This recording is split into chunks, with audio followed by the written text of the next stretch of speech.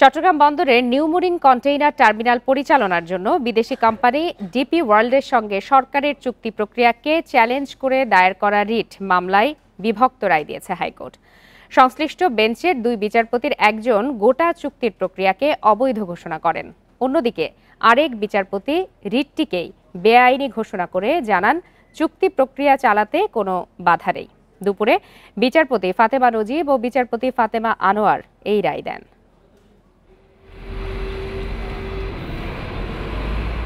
চট্টগ্রাম বন্দরের New Mooring container terminal পরিচালনার জন্য আরব আমিরাতের কোম্পানি ডিপি ওয়ার্ল্ডের সঙ্গে বাংলাদেশ সরকারের সমঝোতা স্মারক সই হয় 2019 সালে। সম্প্রতি বন্দরটির সক্ষমতা ও আয় বাড়াতে অন্তর্বর্তী সরকার সেই সমঝোতা অনুযায়ী কোম্পানিটির সঙ্গে চুক্তি সম্পাদনের প্রক্রিয়া শুরু করে। কিন্তু এই প্রক্রিয়ার বৈধতা চ্যালেঞ্জ করে হাইকোর্টে সম্প্রতি একটি রিট আবেদন দায়ের করা হয়। দীর্ঘ শুনানি শেষে বৃহস্পতিবার আদালত এ বিষয়ে বিভক্ত রায় দেয়। বিচারপতি ফাতেমা নজিব রিটকারীদের পক্ষে রায় দেন।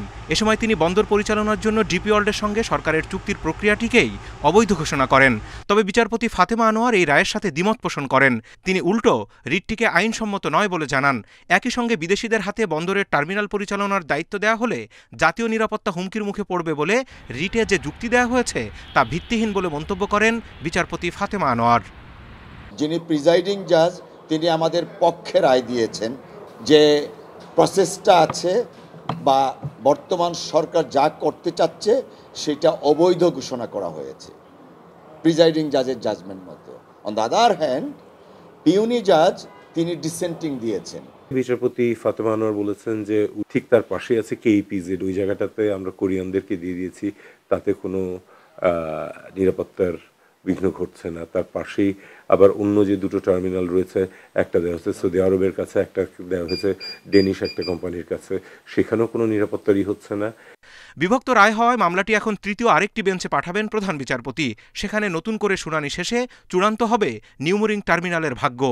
এই মুহূর্তে যে অবস্থাটা দাঁড়িয়েছে যে কোনো আদালত থেকে এটার উপরে নিষেধাজ্ঞা নেই, কোনো স্থিতাবস্থাও নেই, কোনো রকমের ভার্বাল ইনস্ট্রাকশনও নেই।